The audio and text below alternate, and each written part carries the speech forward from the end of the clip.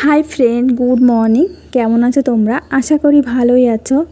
আমিও খুব ভালো আছি।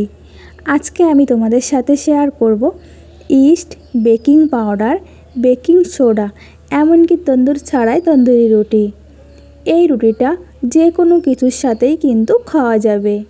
আমি এখানে দই চিকেন নিয়েছি। তোমরা চাইলে কিন্তু নিরামিষ কোনো আইটেমের সাথেও এটা খেতে পারো। আর yeast, baking powder, baking soda ছাড়া যে এত সুন্দর নরম তুলতুলে রুটি হয় তো ভাবাই যায় না। আমরা যারা বাড়িতে থাকি সবসময় কিন্তু হাতের কাছে সব কিছু উপকরণ থাকে না, তো চেষ্টা করেছি বাড়িতে থাকা উপকরণ দিয়েই কিন্তু তৈরি করে নেওয়ার।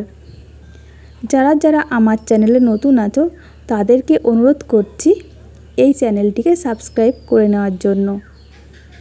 আর এই ভিডিওটা স্কিপ না করে পুরো ভিডিওটা দেখার অনুরোধ করছি। বেশি কথা না বাড়িয়ে চলো তোমাদের সাথে এই রেসিপিটা শেয়ার করে নিই। আমি একটা বড় সাইজের বাটি নিয়েছি, তাতে দিয়ে দিচ্ছি ময়দা। আমরা যে কাপে চা খাই সেই কাপ মেপেই আমি ময়দা নিচ্ছি। আমি 2 কাপ ময়দা নিয়ে নেব। দিয়ে দিচ্ছি চিনি, আমি হাফ চামচ চিনি নিয়েছি।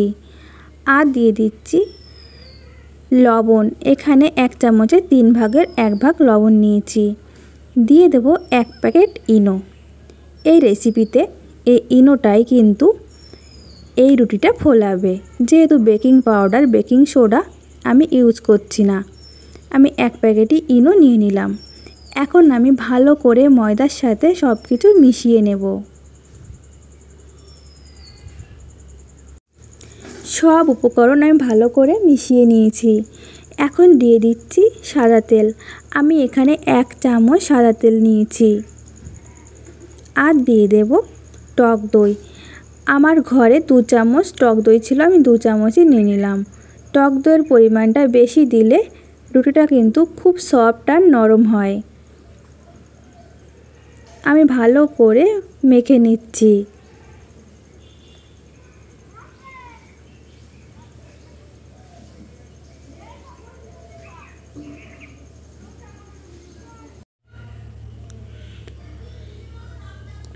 আমি নিয়েছি উষ্ণ গরম জল। এই জল আমি অল্প করে দেব আর মেখে নেব। একবারে কিন্তু জল দেওয়া যাবে না।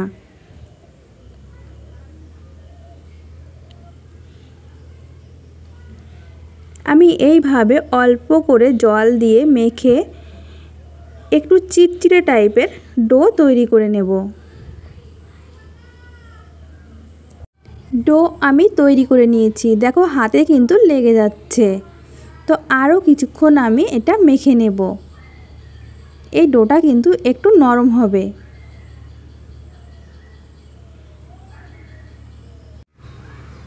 হাতে যদি ময়দা লেগে যায় তাহলে একটু তেল হাতে লাগিয়ে নিয়ে এটা মেখে নিতে পারো, তাহলে আর ময়দা লেগে যাবে না। আমি এটা মাখতে মাখতেই দেখো আমার হাতে কিন্তু একদমই লেগে নেই।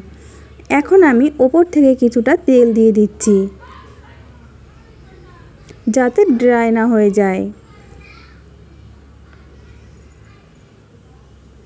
আর আমি এটা ঢাকা দিয়ে রেখে দেব 15 মিনিট।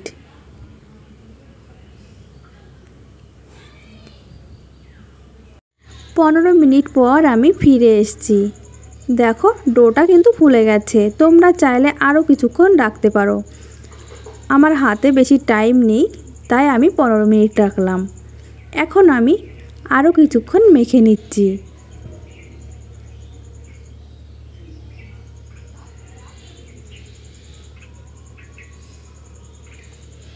আমি লেচি কেটে নেব।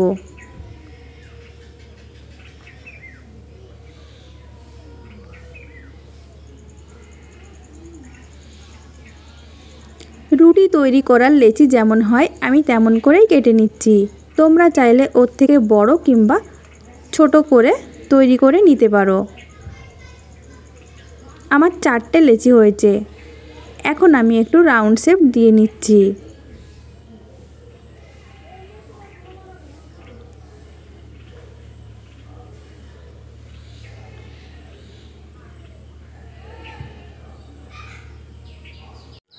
সব লেচিগুলো আমি রাউন্ড শেপ দিয়ে নিয়েছি। এখন আমি ঢেকে রেখে দিচ্ছি।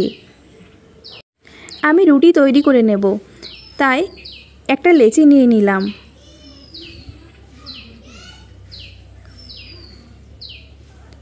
সামান্য ময়দা ছিটিয়ে নিচ্ছি।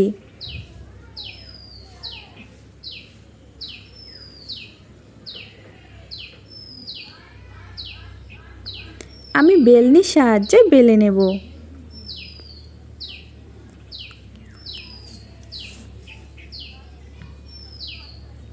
রুটি যেমন হয় তার থেকে একটু মোটা করতে হবে।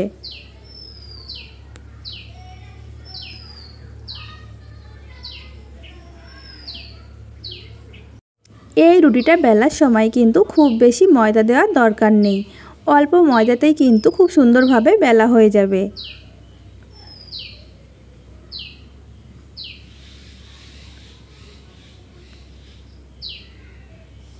আমার কিন্তু বেলে নেওয়া হয়ে গেছে।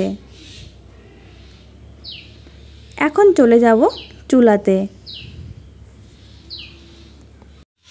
আমি এখানে ননস্টিকের তাওয়া নিয়েছি, আমার কাছে লোহার তাওয়া নেই, তাই আমি এটা দিয়েই তৈরি করে নেব। এই তাওয়াটা কিন্তু অনেক দিনের পুরানো, আর ভালো করে কিন্তু গরম করে নিতে হবে। এখন আমি রুটিটা দিয়ে দিলাম।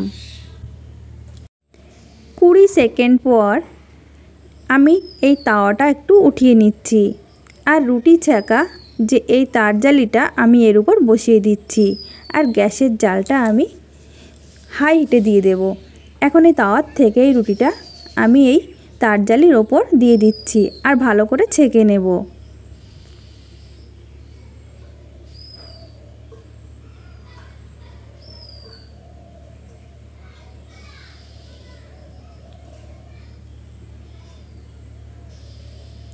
চারি সাইডে ভালো করে ছেঁকে নিতে হবে।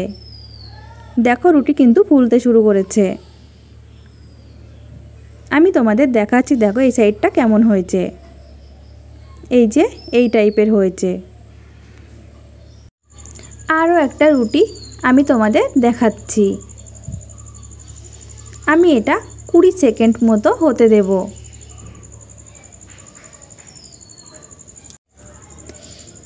20 সেকেন্ড পর আমি তাওয়াটা সরিয়ে নিচ্ছি, আর এই তার জালিটা এর ওপর দিয়ে দিচ্ছি। এখন চুলার জালটা হাই হিটে রাখতে হবে।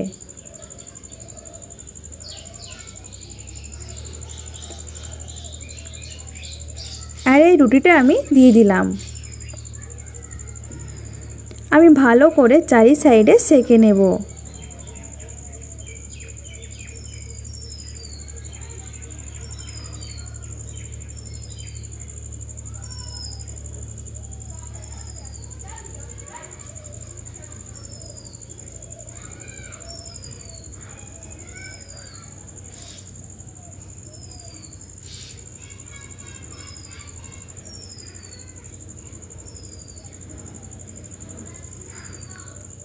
দেখো কতটা সুন্দর হয়েছে। আমার সবগুলো রুটি কিন্তু তৈরি হয়ে গেছে।